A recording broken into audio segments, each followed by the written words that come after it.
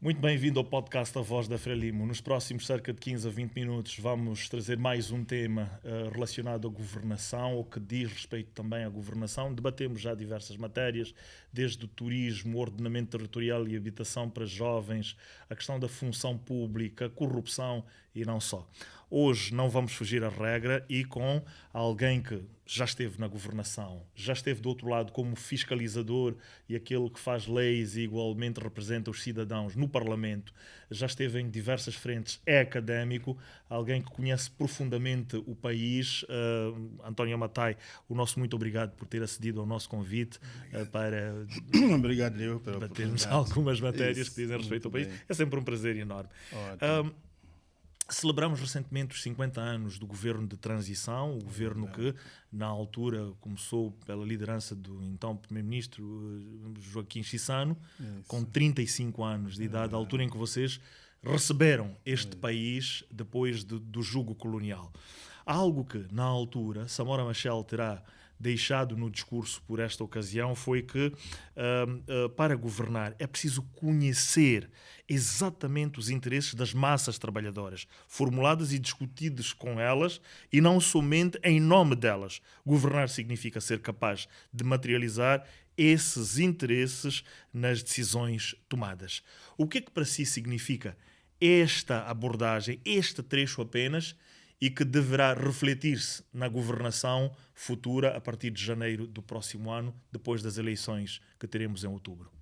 Bom, muito obrigado, Galiza. Em primeiro lugar, agradecer esta oportunidade de estar aqui na Voz da Frelimo e, ao mesmo tempo, felicitar todos os moçambicanos pela celebração deste 50º aniversário do governo de transição. Se calhar preciso fazer aqui como é que eu chamo? Um parênteses de contextualização, que para situar os telespectadores que há que ter em conta como é que surgiu o governo de transição. Sim. Portanto, o governo de transição é consequência da dominação colonial portuguesa, que data de 1498 a 1975, e o país, estando sob a dominação colonial portuguesa, viveu situações muito difíceis. Tentativas de resistência, como nós já sabemos, fracassaram, até chegarmos à década de 60, na sequência já da Resolução 1514 das Nações Unidas, que estabelecia o direito à independência dos povos colonizados. Portugal recusou possuir colônias, dizendo que eram províncias ultramarinas, apesar do Reino Unido ter dado independência anos antes, 57 e 58, perdão, 57 Malásia e Uganda.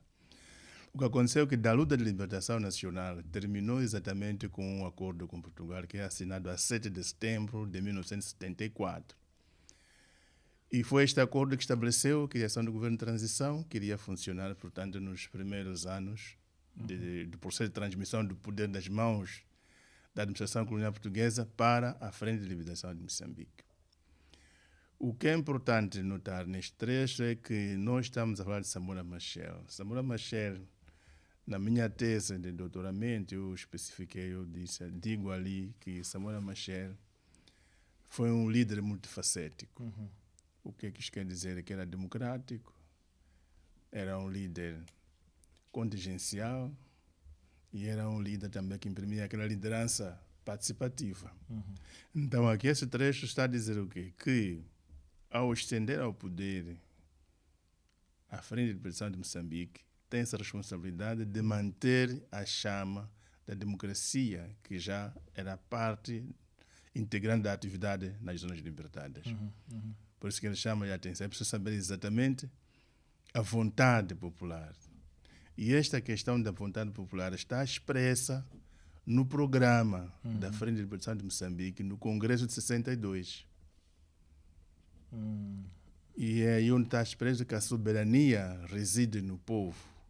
Deveremos criar um governo do povo, composto pelo povo, ao serviço do povo.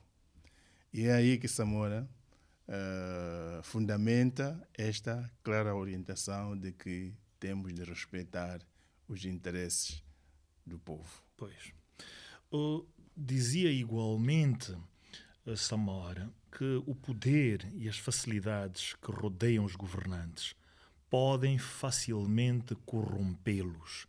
E nós temos estado, nos últimos tempos, a debater-nos com estas questões relacionadas à corrupção, ao branqueamento de capitais, etc, etc. Como é que evoluímos como Estado, como académico que é e conhecedor destas matérias, que país é que Daniel Chapo deverá encontrar a partir de janeiro e como é que estas questões deverão ser debatidas, abordadas e resolvidas? Sendo que já é um tema que vem daquela ocasião.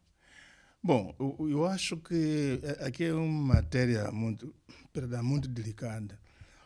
Perdão, no sentido de que nós, ao longo desses anos todos, é preciso dizê-lo isso com muita tristeza, que houve uma certa redução da disciplina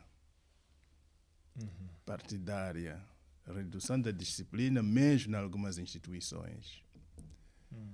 Porque os problemas de comportamento têm a ver exatamente com disciplina, têm a ver com a moral, a ética e a deontologia profissional. Eu acredito que a forma inteligente de sair desta situação é muito simples. É, em primeiro lugar, que todas as instituições funcionem com base num plano. Havendo plano, há objetivos. Se temos objetivos, temos que estabelecer a organização, ou seja, quem responde a quem, ou a quem presta contas. E essa cadeia tem que funcionar. E, em terceiro lugar, naturalmente, a liderança é fundamental neste processo.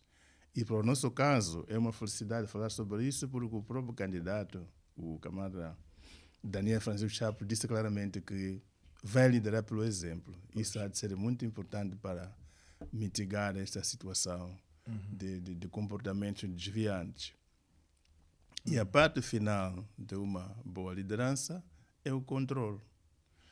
Portanto, nós vemos muitas coisas a acontecer, nós sentimos, pelo menos eu constato com tristeza, que há essa falta de controle.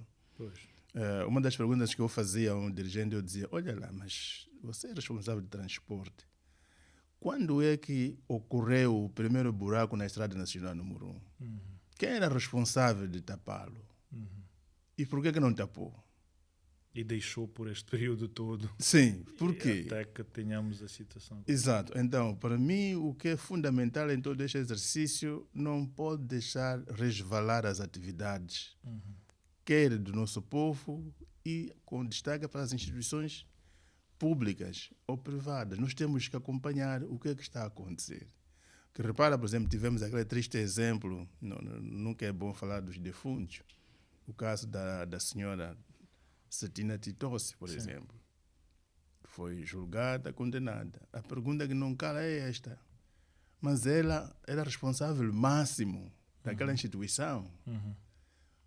Na hierarquia, não havia um nível que devia chegar a dizer que menina, para com isso. Pois. E por que isso não aconteceu? Samora dizia também nessa intervenção que, e eu quero fazer o paralelismo precisamente com isso, que devem os dirigentes viver modestamente e com o povo e não fazer da tarefa recebida um privilégio e um meio para acumular bens e distribuir favores. Onde é que nos perdemos? Bom, para termos esta situação a que se refere, por exemplo. Onde é que nos perdemos? Eu voltava àquela questão que eu falava, que é o problema da disciplina. Eu falava por causa do problema do controle. Portanto, quem faz o quê e a quem reporta a atividade que desenvolve. Portanto, em algum momento, essa área de controle, acima de tudo, fraquejou bastante. E eu acredito que na linha do nosso candidato, quando ele diz vai liderar, por exemplo, essa é uma grandíssima responsabilidade, porque significa liderar, por exemplo, significa que estará imbuído pelos interesses supremos do povo.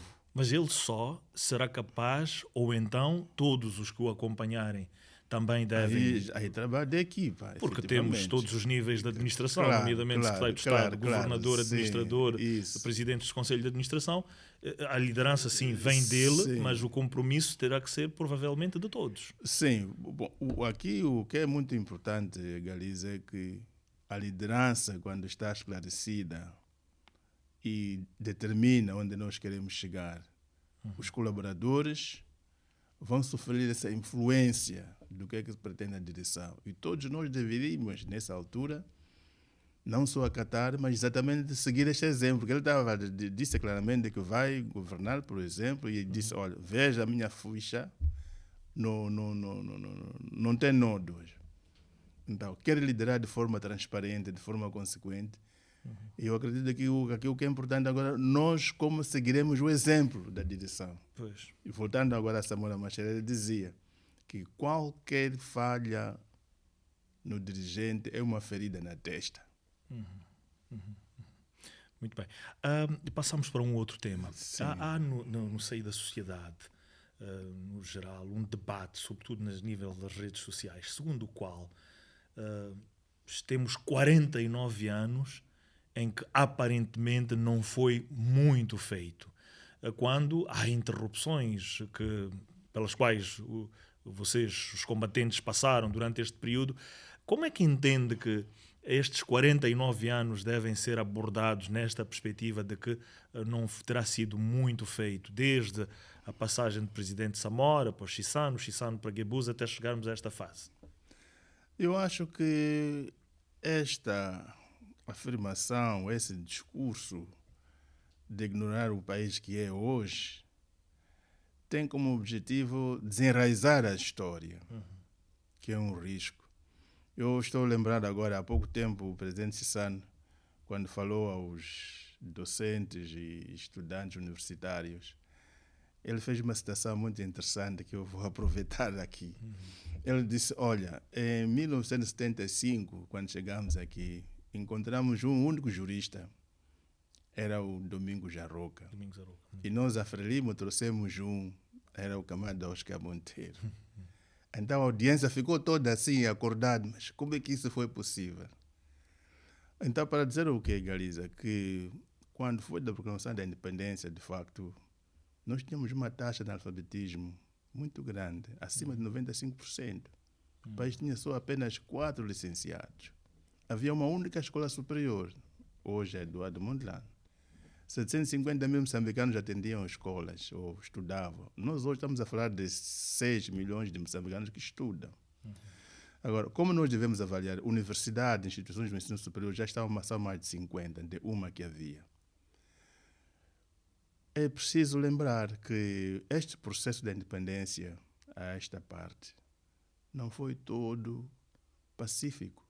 A partir de 2076, nós começamos a ter a guerra de desestabilização. 1976. 76, sim. O massacre de Nhazônia acontece em agosto de 1976. O exército da Rhodesia do Sul, hoje Zimbábue, atravessou ilegalmente a província de Manica, destruiu a ponte sobre o rio Pungo, depois de fazer aquela matança em Nhazônia.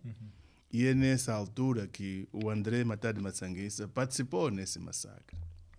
Então nós podemos dizer que os anos depois da independência foram mesmo de defesa da independência. Se nós calcularmos os massacres que ocorreram no país, gente que foi morta e a população que se deslocou para países vizinhos à procura de segurança, há de notar que quando a guerra de desestabilização termina, 4 de agosto de 1992, o mandato do presidente Chissano fundamentalmente se destinou a reassentar a população deslocada e... 1 milhão terá sido esse número? Sim, mais ou menos isso. Para os países vizinhos e não sim, só. Sim, exatamente.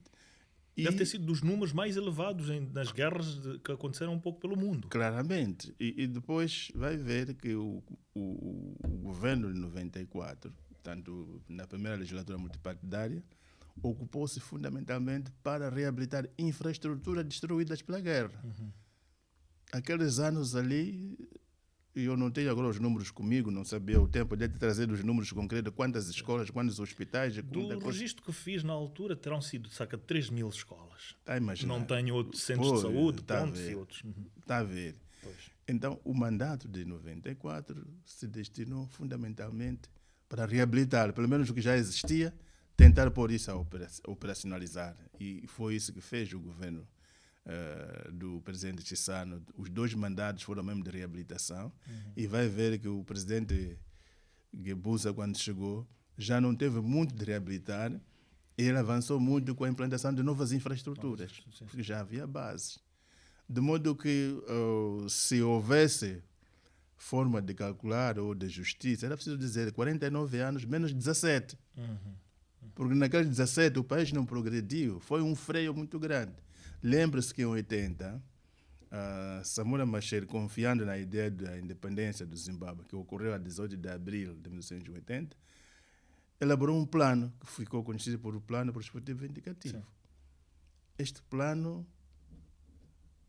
estabelecia que em 10 anos devíamos ultrapassar o subdesenvolvimento. E por que falar de subdesenvolvimento? Porque esse é o parágrafo 14 do programa de 62, que estabelecia construir um Moçambique desenvolvido, um Moçambique industrial, um Moçambique próspero e forte. Esse é o sonho de 62, está lá ainda hoje plasmado. Ainda não chegamos lá. Então, o PPI tinha como propósito realizar parte desse programa. Então, ali estavam estabelecidos 400 mil hectares no norte, portanto, de Niassa, Cabo Delgado e Nampula. Para a agricultura. O complexo de Ngur, o complexo de Neualo, o complexo agroindustrial de Angônia, o complexo do Choco. Indústria do aço e alumínio em Tete, alfaias agrícolas na Beira, e depois uma série de infraestruturas devem ser implantadas naquele período de 10 anos. Mas com a guerra não foi possível concretizar isso.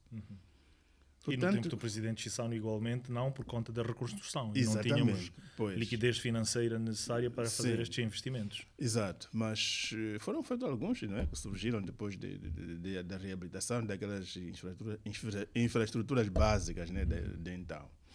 Agora, o que eu devo dizer é que, de facto, 49 anos, o país cresceu, houve muitos ganhos.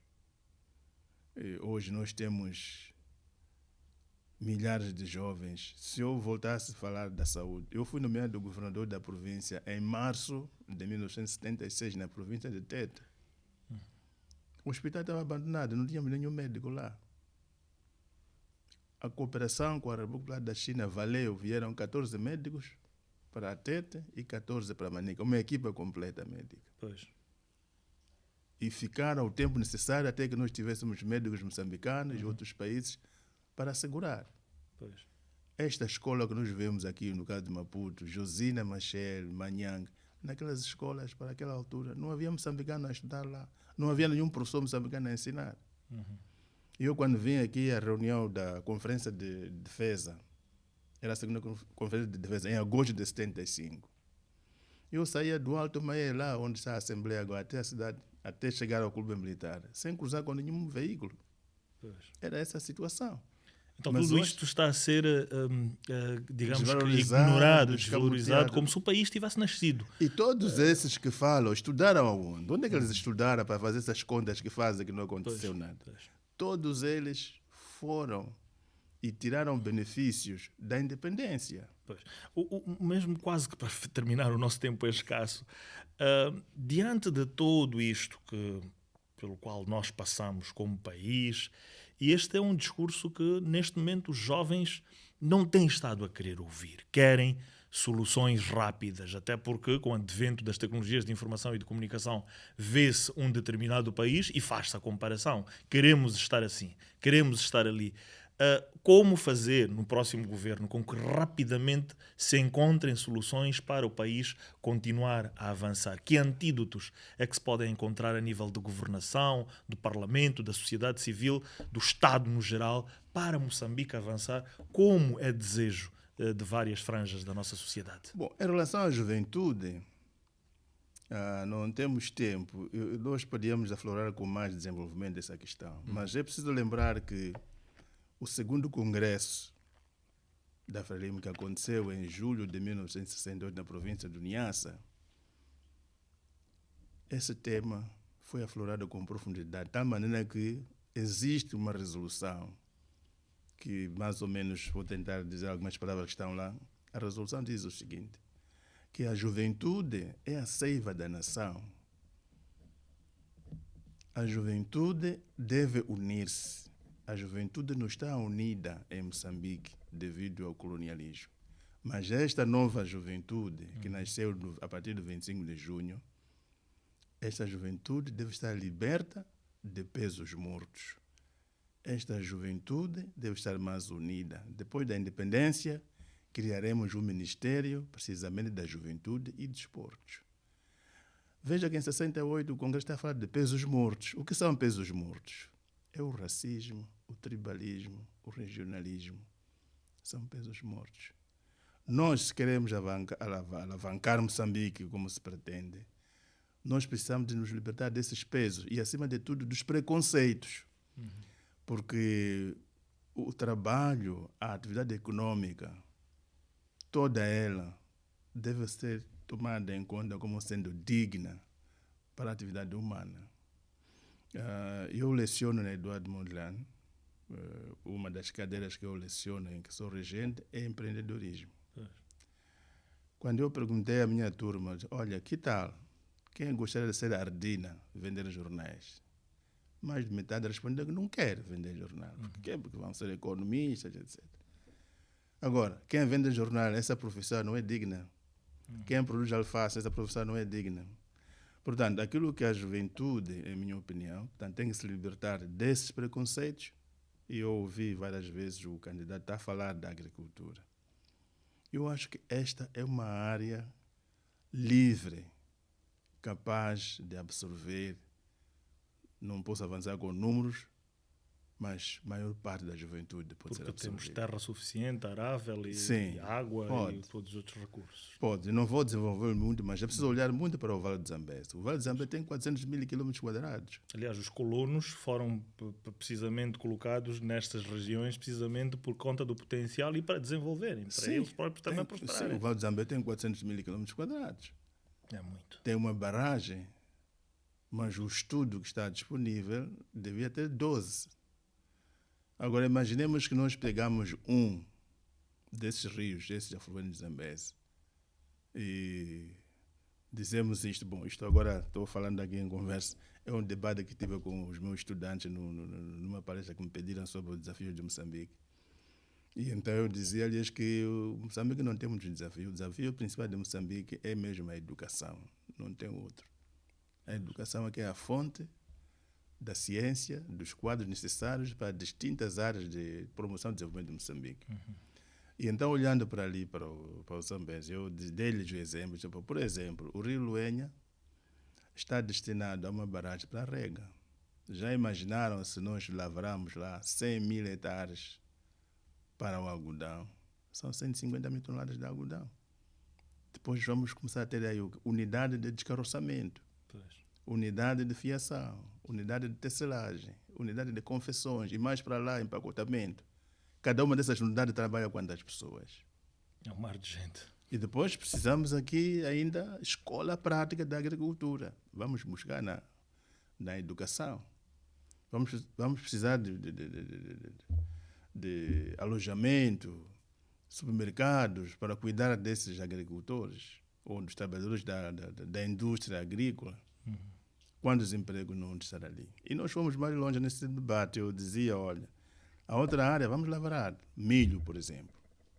Então o estudante pergunta, docente, milho, onde vamos colocar? Eu disse, olha, só a China, por exemplo, consome 25% da produção mundial. E nós aqui em África, depois de Tanzânia, Quênia e Uganda, logo a seguir, todos aqueles países não têm comida. Etiópia, Somália, Mali, Sudão. Eles têm dinheiro porque têm petróleo, mas comida como tal não tem. E Moçambique pode fornecer. Claramente. Claramente. Então isso pode empregar muitos jovens. Porque é só dizer, olha, Galiza está aqui credencial, vai lá saber necessidades como é que se chama isso, do arroz de milho necessário para aquela zona. E instalar ali unidades de processamento desse milho. Então, para mim, o problema de emprego para jovens é um problema de vontade. Pois. E evitar preconceito Dizer que agora eu vou calçar bota de cano alto no estado de gravata, no ar-condicionado. É que o país não se pode construir no ar-condicionado. A gente pode usar o ar-condicionado para planificar, mas depois da aplicação no ar-condicionado no terreno. É capaz de ser difícil. Difícil. Nós gostaríamos de ter muito mais tempo consigo. Isso. É sempre um prazer enorme acolher estas aulas da sua parte. Falámos sobre a governação no nosso país pós-independência, discorremos um pouco sobre este debate que acontece relativamente aos 49 anos, é que é preciso reduzir este tempo por conta daquilo que Moçambique passou, e não só a situação das cheias, dos ciclones e de tantos outros fenómenos. O nosso muito obrigado. Fica a questão da necessidade de sermos mais disciplinados e, de acordo com a Matai, termos na nossa administração pública mais moral, ética e deontologia profissional para Moçambique avançar. O nosso muito obrigado por ter vindo ao nosso programa. O tempo é curto, mas conseguimos se retirar o suficiente. Obrigado. Muito obrigado. Ótimo. Obrigado. Hola.